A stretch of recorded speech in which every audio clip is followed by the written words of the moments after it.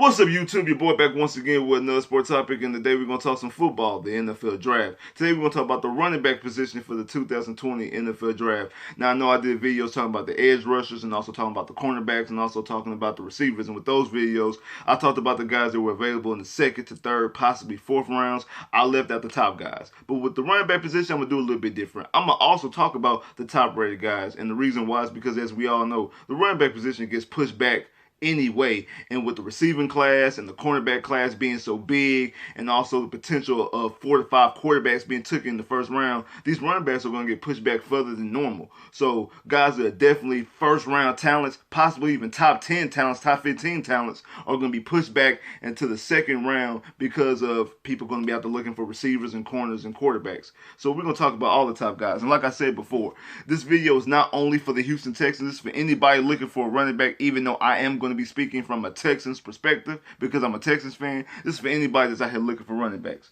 So the first running back that I have on my list is DeAndre Swift, Georgia. He is 5'8", 212 pounds. He ran a 4.48, and the thing about him is he's special. Like, when you cut on the tape, he just makes all type of plays throughout the whole game. Like, he was the focal point of the offense for Georgia, and basically kept what's his name, Jake Fromm, above float, in my personal opinion. Like, he is special. I see him being a potential superstar in the NFL, and he's a guy who I think that more than likely will be taken at the back half of the first round. But I was thinking somebody maybe like Miami. But who knows? Because I think they just signed Jordan Howard. So who knows if they'll even take him with the 27th pick? I think they have they got from the Houston Texans. But I think he's just a special type of guy. And I think he's just a special type of running back, and he's definitely a superstar written all. He has superstar written all over him. Now, the number 2 back I have on my list is Jonathan Taylor. Wisconsin, running back out of Wisconsin, 5'10", 226 pounds, ran a 4.39. And he said this going, I think at the combine, he said that he models his game after Arian Foster. When you watch him, that's exactly who you see. And it's not just because he wears the number 23. I had a slight issue with Carlos Hyde wearing 23. If the Texans would get Jonathan Taylor, I have no problem with him wearing number 23 because he runs just like him. It's not just because he's big and he's fast. The same way he cuts, the way he runs from one side and cuts over to another side. Even the way he holds the football. Like, he really does model his game after Arian Foster, who is one of my favorite backs of all time. Like, he really models his game after him. He runs just like him. And for him to be that big, 5'10", 226 pounds, and runs a 4.39. That is something that can possibly be unstoppable. And most people have him. As their number 1 running back, and I get it. I have no problems with putting him as the number 1 running back because I believe he could be the number 1 running back. I just think that DeAndre Swift just has he's just something about him is just really special. That's the reason why I have him number 1. But Jonathan Taylor is right there. Like, it's really 1A and 1B. Like, they really right there. Now, my number 3 guy, and this is the guy that I thought the Texans would most likely get with their 57th pick, especially with them not re-signing Carlos Hyde up into the David Johnson trade. It would put a little nail in this one, and that's J.K. Dobbins, running back, Ohio State, 5'9", 209 pounds, didn't run the 40. He fits what the Texans want to do from a running back position. Like, the way he runs, he fits the Texans' offense perfectly for what the Texans want to do and how they try to use their running backs. He fits them perfectly. He's a strong, powerful runner. The thing is, I know a lot of people like, okay, you mentioned the Texans, y'all just traded for David Johnson. And I think that's the reason why that they won't go where a running back would pick 40 or pick 57. I'll be surprised if they do. I think he would definitely been the target if they had they pick at 57, but the problem is they put a lot of draft equity. Well, not draft equity. They traded Hopkins and they acquired David Johnson. If you believe that David Johnson is going to be the primary back, you're sadly mistaken. Running back is still a hole for the Texans. It's not 1 or 2, but it's either 3 or 4. You can make a case that it's 3, not 4, even with David Johnson, because the dude can't run. He can catch out the backfield.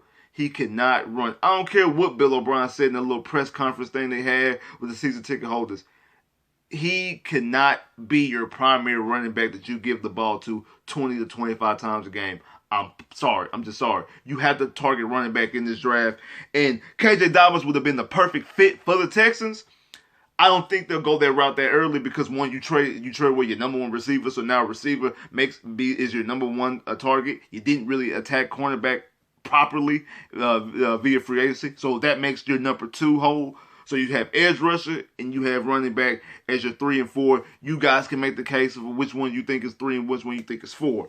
But KJ Dobbins would have been the guy for in that position at pick 57 who I would have took him. Now, this guy I like a whole lot, and I have him higher than a lot of people have him. And the reason why I have him so high is because I think he would be a steal for what the Texans could get him. And that's LaMichael Perine, running back out of Florida. He's 5'11", 216 pounds, ran a 4.62. He is hard to bring down. He does. Once he gets hit, he never goes down off of the first contact. He gets hit, he keeps on running. He's a hard guy to bring down, and he ran behind a bad offensive line. Florida offensive line was horrible last year. He ran behind a bad offensive line, but still was able to make plays, still able to make people miss, still able to break tackles. What he reminds me of a more athletic Carlos Hyde. Like, he reminds me more of it. Like, he reminds me similar to Carlos Hyde. He's a little bit more athletic and can catch better as well. He's a guy that you can throw the ball to out the backfield, and you can get the ball to him in space. But he's a very strong, powerful, one-cut runner who puts his head down and runs people over. He doesn't have the burst that you want him to have, the explosion. But like that's what I say, he's similar to Carlos. The way he runs is similar to Carlos Hyde. But I think he's a more athletic version of him. So I think it's this guy you could definitely get in the 4th, possibly maybe even the 5th round, but definitely a guy you get in the 4th round. I think he'll be a steal because I think he's a solid back, especially you put him with Deshaun Watson, and they could make a lot of magic happen, especially also having Duke Johnson as your other back as well. Now, the number 5 guy is Clyde Edwards-Helaire out of LSU. 5'7", 207 pounds, ran a 4.6. He's a nice guy. He's a nice runner. Kind of reminds me of Mark Ingram. Now I know maybe it's because he wears number 22 and played at LSU. You know, Mark Ingram wore 22 at New Orleans, and also in Bama. So maybe it's that. But that's what he kind of reminds me of. He kind of reminds me of another version of a Mark Ingram, which I think is a solid running back. I don't see star in him. I don't see a star potential, but I think he's a very good, solid running back who can occasionally get you a couple of Pro Bowls here and there. But he's a guy. The reason why I got him 5th is because I think he's a guy that most people have rated higher. I think most people have him as their 3rd, possibly 4th back. 4th back, maybe even 3rd back on their list. I don't think he should be rated that high. He's a good, solid back, but I don't think he should be that far high up. But he's a guy that probably would be out by the 2nd round. Like, he's a guy who more likely would be taken 2nd, late 2nd, early 3rd.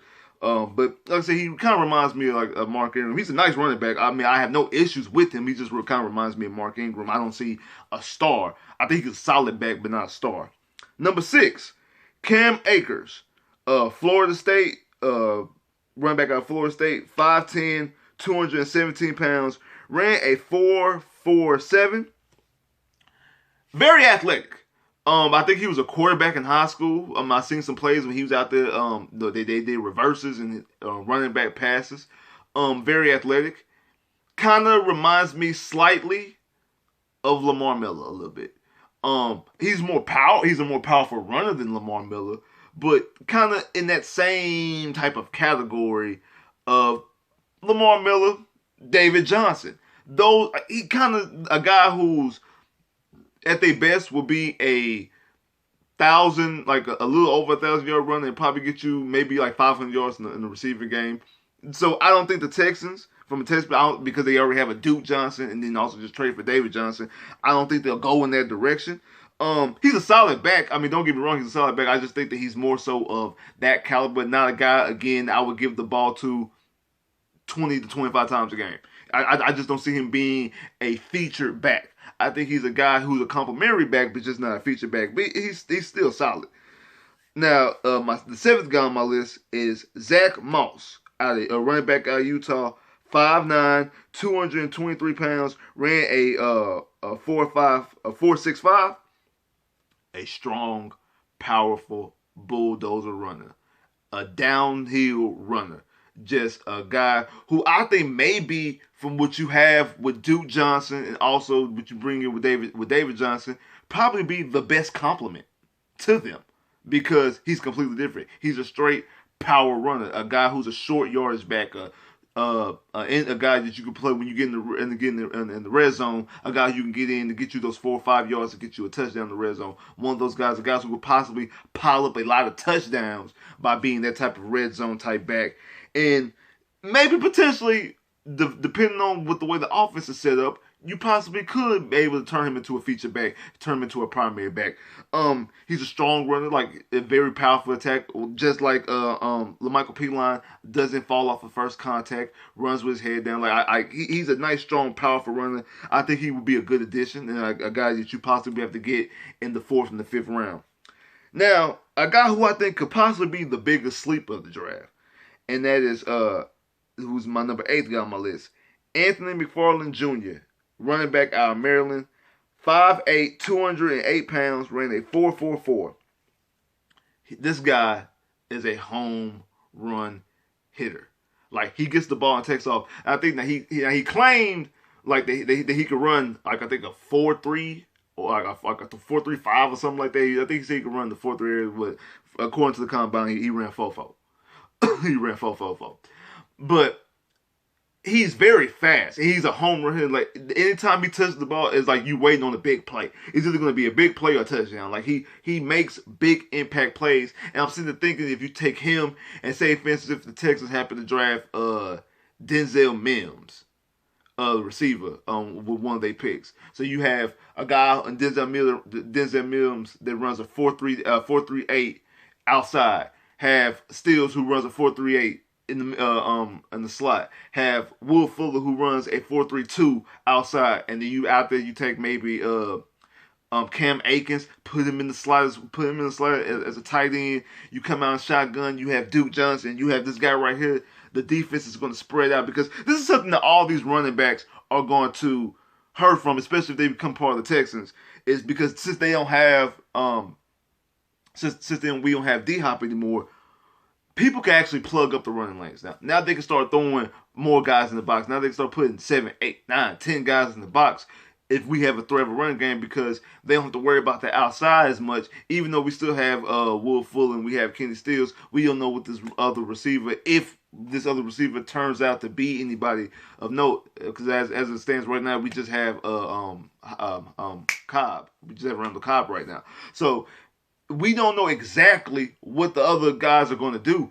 All right, so with Hop, that would make this that would make the defense open up because they would have to worry about all this stuff outside. You got to worry about Hop because if he's one-on-one, he's not being covered. You got to worry about Stills and Will Fuller taking the top off the defense. That opened up the running lanes for Duke Johnson and also Carlos Hyde last year. That's something that these running backs, that's the luxury that these running backs are not going to have. Something that also Tim Kelly, the offensive coordinator, is not going to be able to benefit from, not having this open up offense. You're going to have to worry about if these guys are successful, that you're going to have to, there's going to be guys in the box. And I think Anthony McFarland would have definitely benefited from that. But if you add somebody with speed, like Denzel Mims, you open up those possibilities because now you have speed all over the place. Because Duke is fast. You got speed all over the place.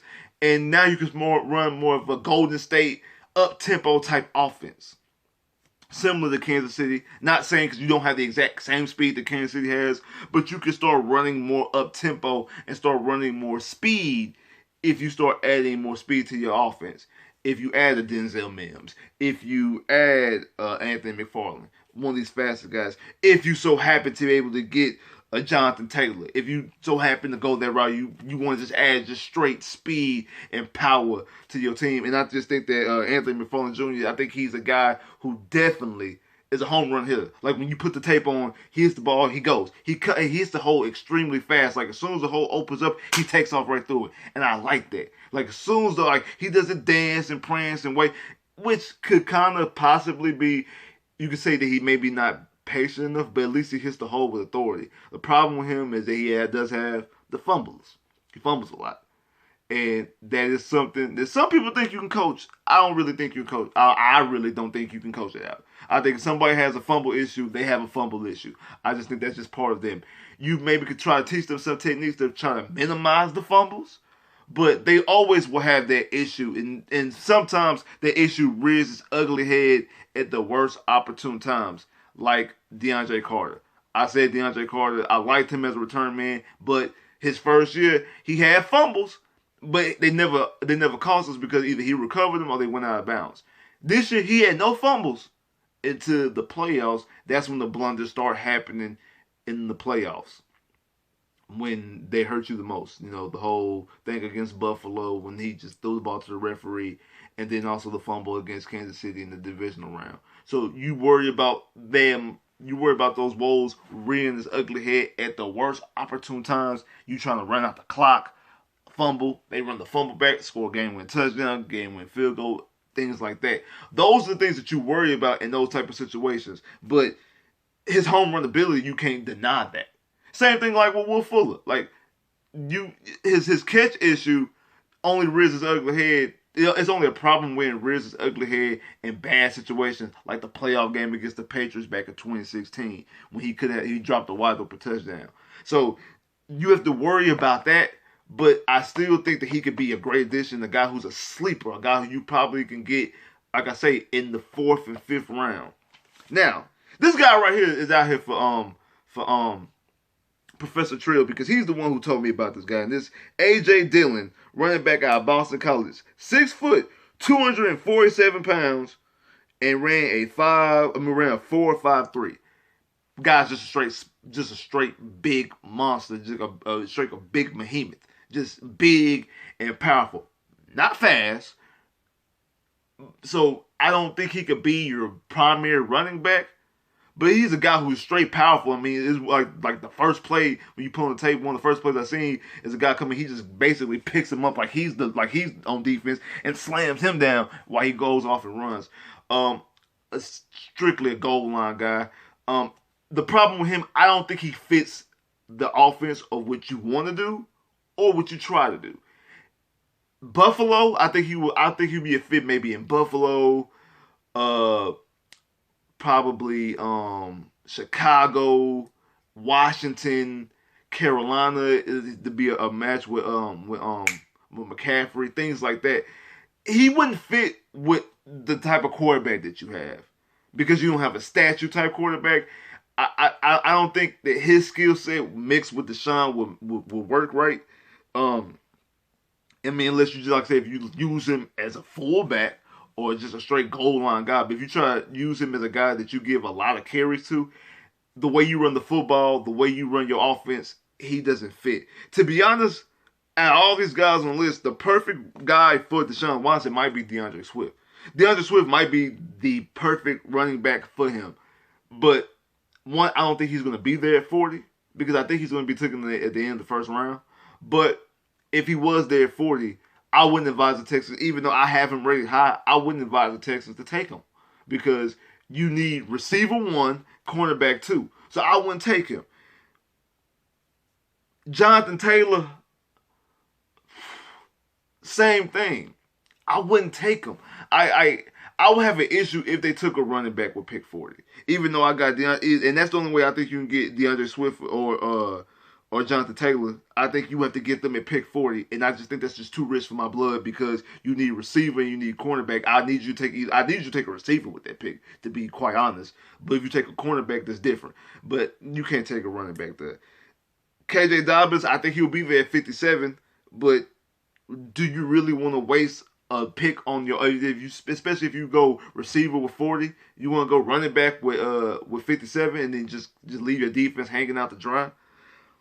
LaMichael Perine, I got him ranked fourth. I think he's a guy you can get in the 4th, also in the 5th round. I think he'll be there, so I'm good with that. like I say, Clyde Edwards-Helaire, a guy that you can get at 57. I don't think you're going to get him in the third. I don't think you're going to get him in the fourth and the fifth round. Cam Akers, another guy you could possibly get at 57. Probably not going to be there at pick in the third and the fourth round. Zack Moss, a guy I think you can get in the third. A guy I think you can get in the fourth round. I don't think he's going to be in the fifth round, but I think you can get him in the third round. Anthony McFarland, a guy who I do think you can get in the fourth, in the fifth round. Him and LaMichael Perine both right there. I think you can get in the fourth and the fifth round. And A.J. Dillon, I think you could possibly get him later on in the draft too, but I wouldn't advise you to go after him. So DeAndre Swift is 1, Jonathan Taylor's 2, KJ Dobbins is 3, LaMichael Perine is 4, Clyde Edwards-Helaire is 5th, Cam Akers is 6, Zack Moss is 7, Anthony McFarland Jr. is 8, A.J. Dillon is 9. And even though I have LaMichael Perine 4th, I think out of these guys, I think Swift, Taylor, Dobbins, Helaire, and Akers will be taken above LaMichael Perine. Zack Moss maybe. So I think he's going to end up being the 6th back out of these guys. 6th, possibly 7th. Wouldn't even be surprised if he's the 8th draft. But I just think that where you can get him in the draft in the 4th, possibly 5th round, I think he's a steal and is a complete diamond in the rough, and I really like him a lot. But that's really my running back list. Y'all let me know what y'all think. If y'all got some other running backs that y'all want to talk about, y'all throw them on the list. Tell me what y'all think about this list. If y'all like the list, if y'all don't like the list, let me know. Like, share, subscribe, comment below, click that bell, get my videos. I holla.